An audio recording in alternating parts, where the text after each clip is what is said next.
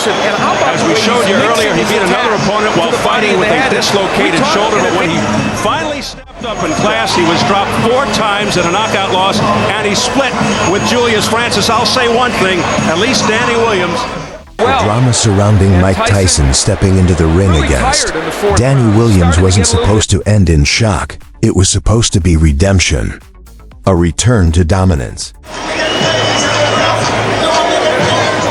A reminder that even after setbacks, Tyson was still one of the most dangerous men to ever lace up gloves.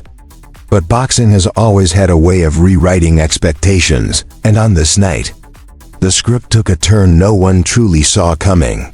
From the opening seconds, Tyson looked exactly as many had hoped: focused, explosive, dangerous.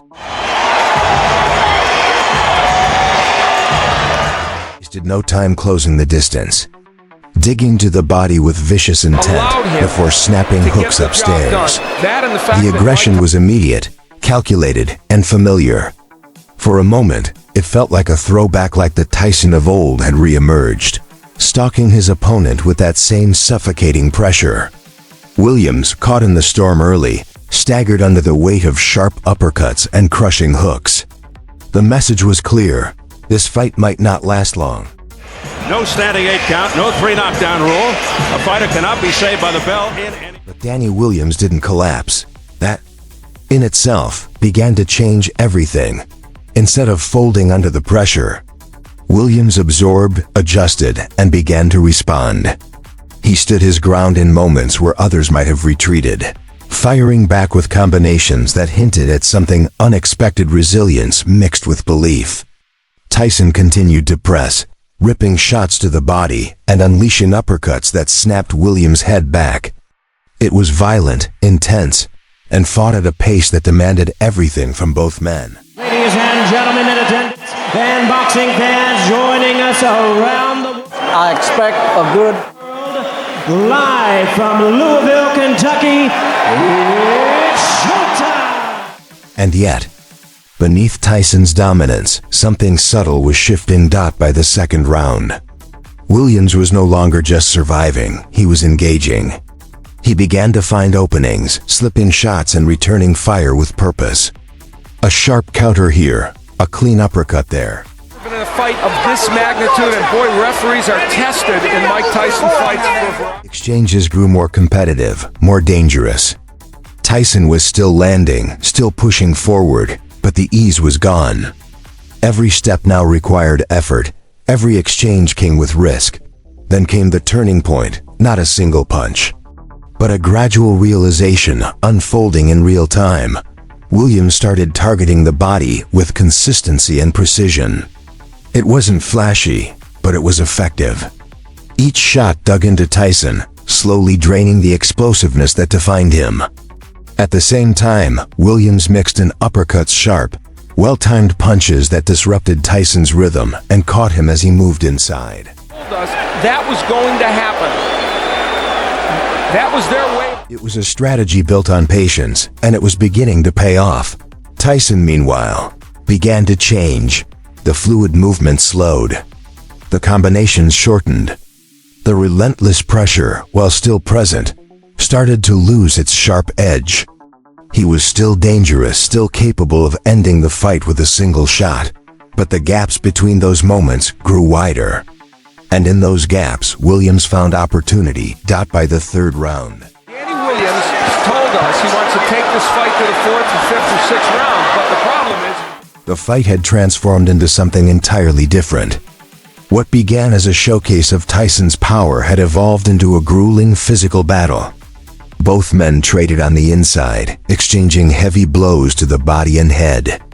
The crowd could sense it. This was no longer a one-sided assault. This was a fight, and Tyson was beginning to look human. Williams. And we have theorized and been told that there's a possibility that he twisted his knee and gaining confidence with every exchange, pushed forward with increasing authority. He no longer waited, he initiated. Combinations flowed more freely now, mixing head and body with impressive balance. He took a point away for something. And here comes... The uppercut, in particular, became a weapon Tyson struggled to neutralize. Each time Tyson stepped in, Williams was ready to meet him with something sharp, something disruptive.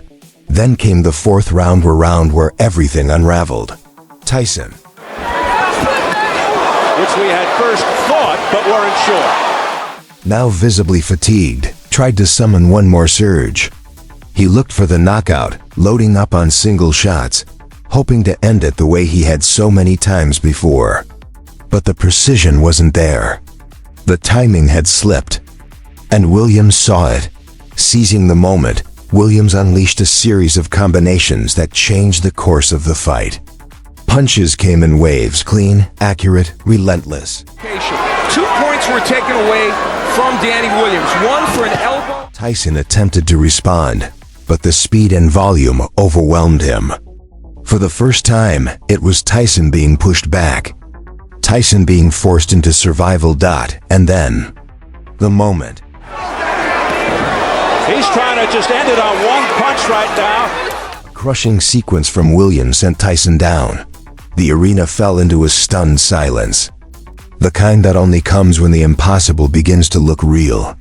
Tyson, the man who had built his legacy on destruction, was now on the canvas. He struggled, rose, but the damage was evident. And did it with style. He fought in a way that I don't think... The energy that once defined him had faded, replaced by exhaustion and vulnerability. Williams didn't hesitate. He pressed forward again, pouring on more combinations, mixing body shots with sharp uppercuts. Tyson had no answer. The defense wasn't there. The counters didn't come. The fight, once his to control. Williams hurt, but here, Danny Williams just throwing combination, punch after punch. Tyson had slipped completely out of his hands when the referee finally stepped in. It wasn't just the end of a fight. It was the arrival of a shocking reality. Danny Williams had done the unthinkable. In a bout that began with Tyson's dominance, it ended with Williams' triumph.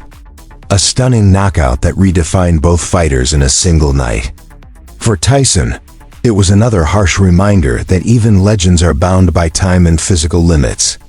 For Williams, it was the victory of a lifetime, a moment that would forever be etched into boxing history.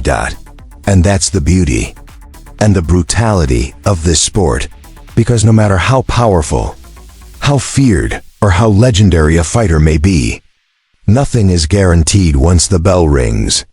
Every fight writes its own story. Every round reshapes the narrative. And sometimes, the ending is something no one could have predicted. So what do you think? Was this Danny Williams' greatest triumph? without a defense, and you see the reason he can do this to Tyson is instead of throwing left hooks that are going to miss. Or the night Mike Tyson's limitations became impossible to ignore. Let me know your thoughts. And if you enjoyed this breakdown, don't forget to like, subscribe.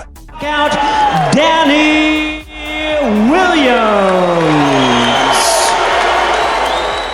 And join the conversation as we continue exploring boxing's most unforgettable moments.